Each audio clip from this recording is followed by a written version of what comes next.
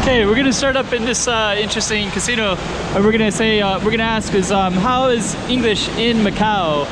Was English prevalently in Macau? While I walk down the street, I'll talk about that.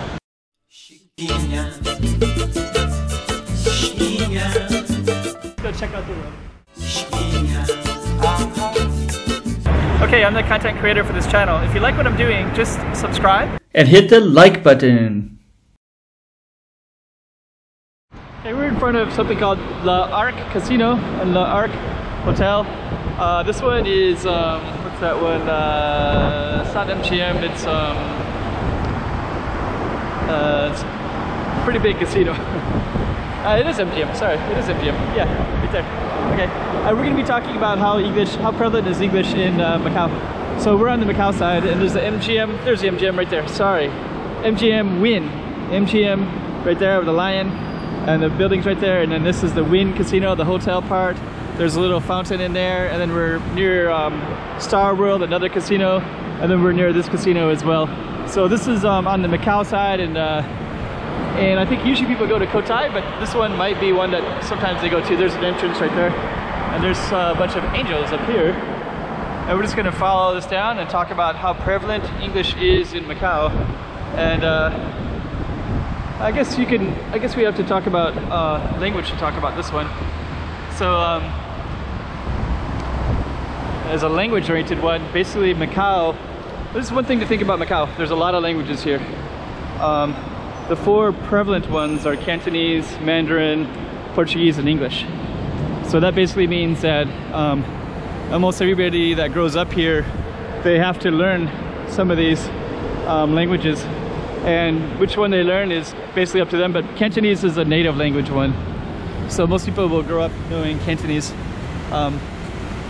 generally speaking. Not everybody, because not everybody is a native-born Cantonese person. Let's just kind of get across here. There's two scooters coming from both sides there. Okay. So let's just kind of take a look at this a little bit. So there's our casino, there's a nice Portuguese restaurant. That one goes towards Taipa. And this particular area, it's funny because I'm talking about the prevalence of English, and then we see the sign that's 100% in Chinese. I'll explain that too. This is more marketed towards the mainland Chinese tourist, basically. So they usually come and they'll buy stuff like this, gold, jade. There's a lot of reasons for it. I think the prices are a lot better. There's less fraud. There's like, usually these are very genuine, so there's not so many rip-offs. There's no rip-offs. Well, there might be, but generally speaking, there's not. All these gold coins, Australian kangaroos, Chinese. So anyways, so prevalency of English. Let's see. Here's a Chinese fondue restaurant.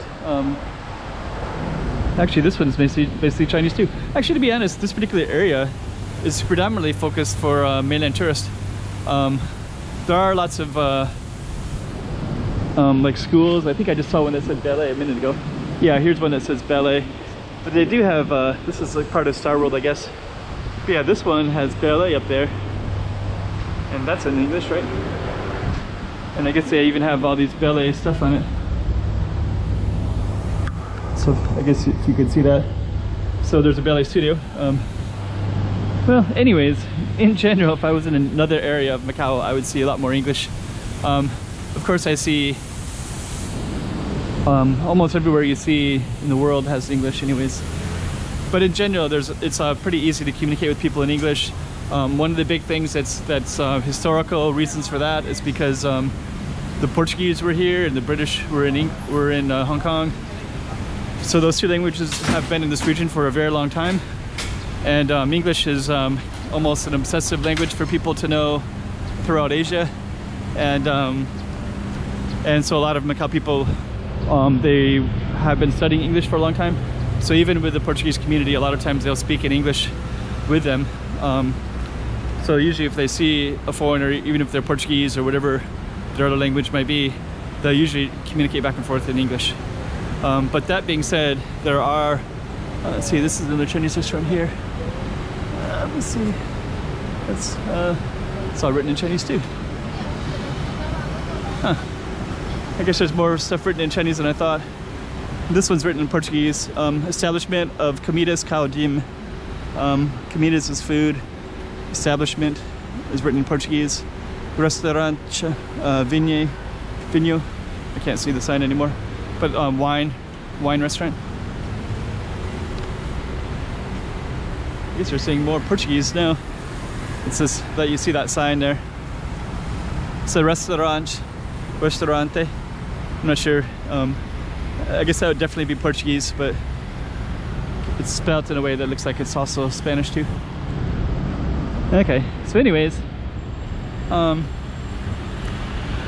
not getting the best examples here, but Sun City property, Central Hotline, Central spelled in the Portuguese way. So we should be able to cross the street, even though it looks dangerous. We actually have the right of way. Okay, so let's get more into the topic of English. English is quite prevalent here. I feel like I can use English most of the time, especially compared to when I used to live in Japan and Korea. Koreans would usually make a big effort to always speak in English when they saw a foreigner. Sometimes that would frustrate foreigners because some of them spend a lot of time studying Korean and wanting to communicate in Korean, and they usually wouldn't speak to them in Korean. They might, but usually they would always assume they had to speak in English. And they would apologize even if the foreigner was speaking in fluent Korean. Here it's not like that at all. Here they just code switch. Code switch meaning they just jump between languages, generally quite effortlessly and comfortably, generally. That being said, there are a lot of people who came here and got jobs here from the mainland, and then a lot of them will not speak any English at all.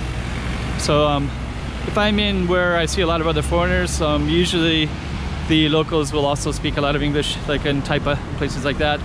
If I get up near the China border, that'll have a lot more people who maybe came more recently to Macau from the mainland, and they usually will not speak much English at all, if not any at all. Like sometimes it's nothing. And taxi drivers are legendary.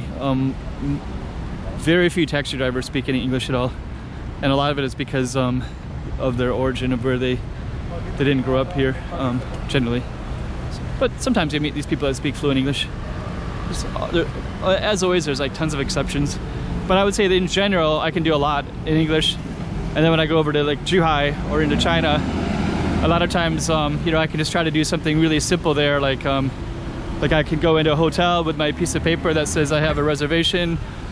Then it's, you know, written on a piece of paper with my receipt and everything that is paid. And I can show that to them, and they just won't know what that is.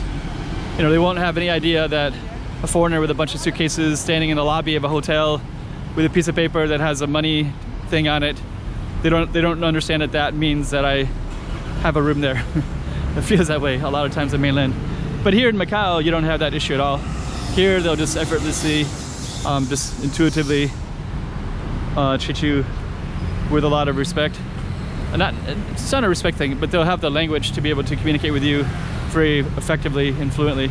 Another thing that's common here too is there's a ton of Filipinos and Indonesians.